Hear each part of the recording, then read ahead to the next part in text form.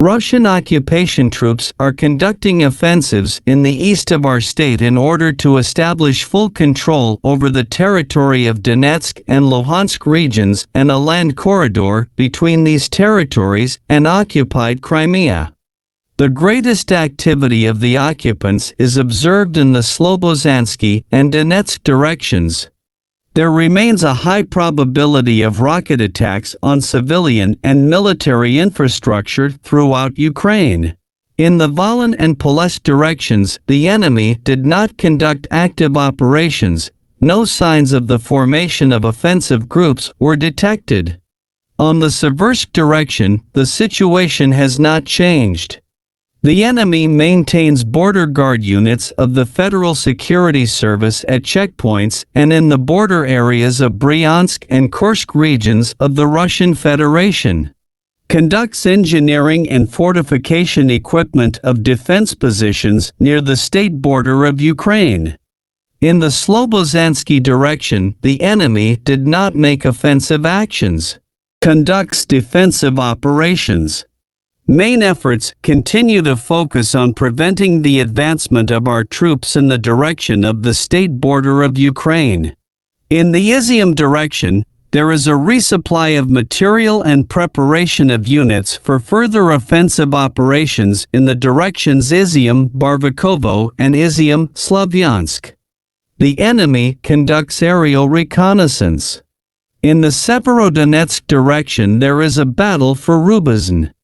The enemy is trying to improve its tactical position, seize the town and create favorable conditions for further development of offensive actions in the directions of Lyman and Severodonetsk settlements. Made unsuccessful attempt to storm Voyevodka settlement. It was unsuccessful. Retreated to previously occupied positions. In the Lyman direction is trying to advance with the battle in the areas of the settlements Alexandrovka and Shandrigalovo. In the Bakhmut direction unsuccessfully fought in the area of Tashkovka settlement. In the Avdiivka direction trying to improve the tactical situation in the areas of Novoselovka, Novoselovka II, Verkhny Toretsk settlements. Combat operations continue. In the Novopavlovsk and Zaporizhia directions, certain enemy units are regrouping their forces in order to prepare for further active operations. This grouping is expected to increase at the expense of the units that carried out tasks in the vicinity of Mariupol. The enemy is regrouping existing units in the South Bug and Tavrichest directions in order to improve the tactical position of its troops. It builds up its fire and air defense systems and improves engineering equipment of its positions. In order to prevent the redeployment of Ukrainian Defense Forces units to other directions, restraining them, conducts demonstrative actions. The situation on the Bessarabian front in Moldova's Transnistrian region remained unchanged. In the waters of the Black Sea and the Sea of Azov, Russian Black Sea Fleet ships continue to carry out tasks of isolating the area of combat operations and conducting reconnaissance.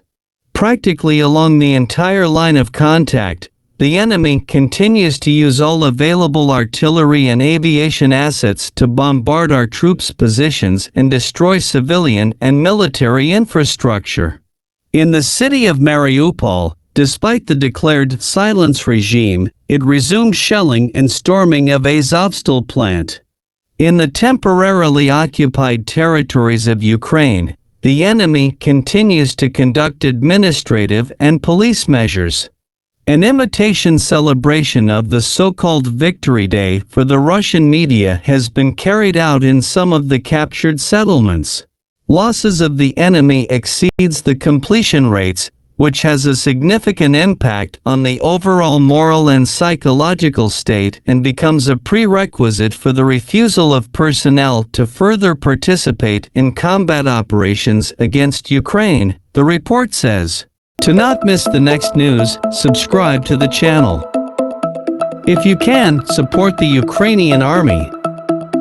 The link to the multi-currency account of the National Bank of Ukraine in the description below the video. Thank you very much for watching.